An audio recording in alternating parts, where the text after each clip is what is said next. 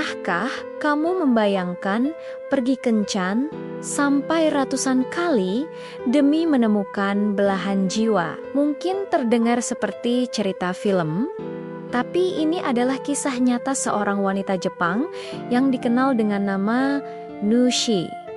Sejak usia 22 tahun, Nushi telah melalui lebih dari 300 kencan dalam usahanya mencari pasangan hidup yang ideal. Perjalanan panjang ini membawanya bertemu dengan ratusan pria dari berbagai latar belakang, baik melalui aplikasi kencan maupun biro jodoh. Namun, semakin banyak ia bertemu orang, semakin ia sadar betapa rumitnya menemukan seseorang yang benar-benar cocok. Bagi Nushi, keinginan untuk menikah dan membangun keluarga bukanlah sekadar impian. Ia terinspirasi oleh keharmonisan rumah tangga orang tuanya dan berharap bisa menciptakan hal yang sama. Inilah yang mendorongnya untuk tidak pernah menyerah, meskipun jalan yang ditempuh penuh dengan lika-liku. Awalnya ia hanya berpikir, mungkin pertemuan berikutnya akan menjadi yang terakhir.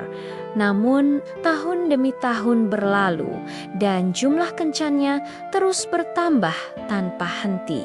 Pengalaman ini bukan hanya tentang mencari cinta, tetapi juga tentang memahami dirinya sendiri dan apa yang sebenarnya ia cari dalam sebuah hubungan. Seiring berjalannya waktu dan bertambahnya pengalaman kencan, Nushi mulai menyusun daftar kriteria yang lebih spesifik untuk calon pasangannya. Ia tidak lagi hanya mencari pria baik-baik, tetapi seseorang yang memenuhi standar tertentu. Pertama, ia ingin pria yang lebih muda atau setidaknya seumuran dengannya. Kedua, penampilan fisik menjadi salah satu pertimbangannya. Ia mendambakan pria dengan wajah tampan dan postur tubuh yang tinggi. Dari segi pendidikan dan karier, Nushi mengharapkan pasangannya adalah lulusan universitas ternama dan memiliki penghasilan tahunan sekitar 10 juta yen. Banyak yang mungkin menganggap standar ini terlalu tinggi atau bahkan materialistis. Namun, Nushi punya alasan tersendiri. Baginya, kriteria ini bukan semata-mata soal uang atau status sosial. Ia percaya bahwa stabilitas finansial dan latar belakang pendidikan yang setara akan menciptakan hubungan yang lebih seimbang dan minim konflik. Ia ingin membangun kemitraan di mana ia dan pasangannya bisa saling mendukung tanpa perlu khawatir soal masalah ekonomi. Ia mencari keamanan emosional dan finansial sebagai fondasi untuk membangun keluarga yang kuat, sama seperti yang ia lihat pada orang tuanya.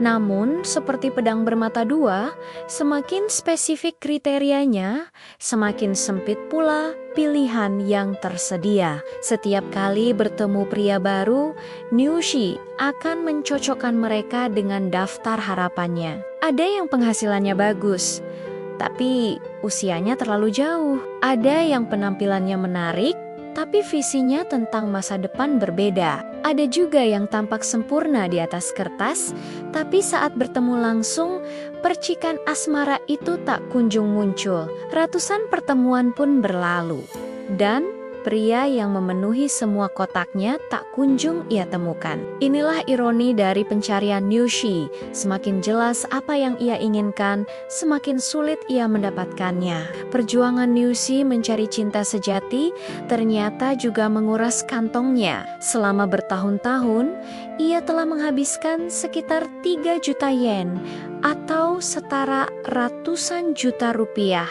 Biaya ini mencakup berbagai pengeluaran, mulai dari biaya keanggotaan di aplikasi kencan premium, layanan biro jodoh profesional, hingga ongkos untuk bertemu langsung dengan para kandidat, seperti biaya makan malam, transportasi, dan bahkan pakaian baru agar selalu tampil maksimal. Jumlah ini tentu tidak sedikit dan menunjukkan betapa seriusnya Nushi dalam usahanya menemukan pasangan. Setiap sen yang ia keluarkan adalah investasi untuk masa depannya, begitu pikirnya. Namun, investasi ini seringkali tidak membuahkan hasil yang diharapkan.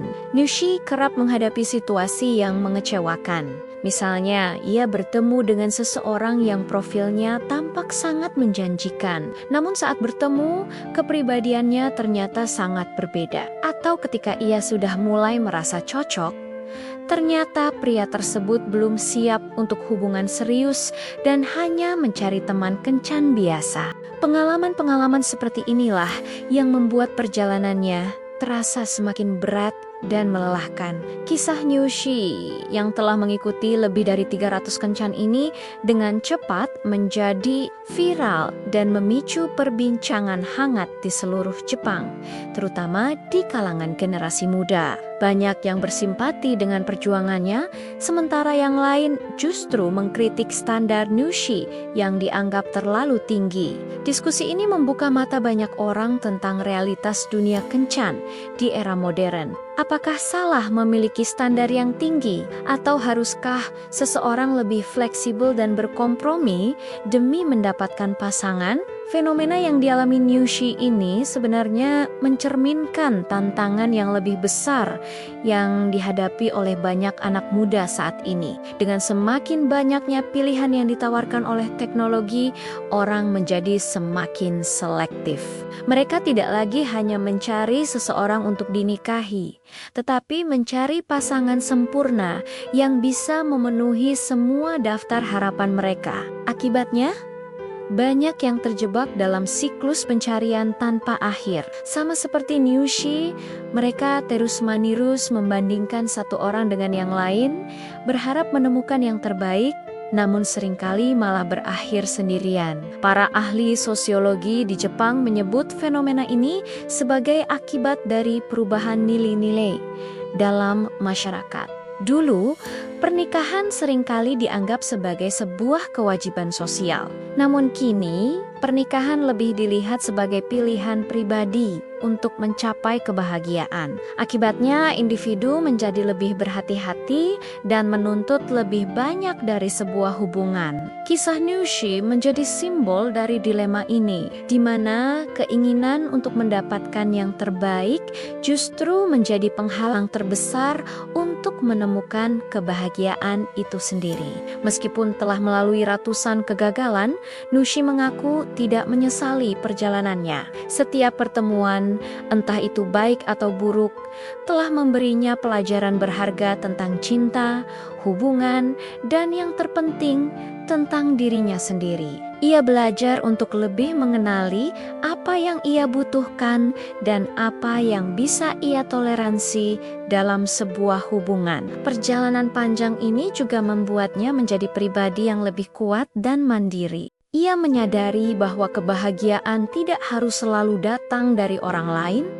tetapi bisa ia ciptakan sendiri. Kini, Nyushi masih terus melanjutkan pencariannya, namun dengan perspektif yang sedikit berbeda. Ia mungkin masih memegang beberapa kriterianya, tetapi ia juga mulai belajar untuk lebih fleksibel dan terbuka terhadap kemungkinan baru. Ia sadar bahwa tidak ada manusia yang sempurna, dan mungkin saja cinta sejatinya adalah seseorang yang tidak sepenuhnya sesuai dengan daftar idealnya. Kisahnya menjadi pengingat bagi kita semua bahwa dalam mencari cinta, terkadang kita tidak hanya perlu membuka mata, tetapi juga membuka hati. Jadi, bagaimana menurutmu? Apakah standar tinggi dalam mencari pasangan itu penting atau justru menjadi penghalang? Apakah kamu setuju dengan Nyushi atau kamu punya pandangan yang berbeda? Bagikan pendapatmu di kolom komentar ya. Jangan lupa untuk like, subscribe, dan nyalakan lonceng notifikasinya agar tidak ketinggalan video menarik lainnya dari kami. Terima kasih sudah menonton. Sampai jumpa di lain kesempatan.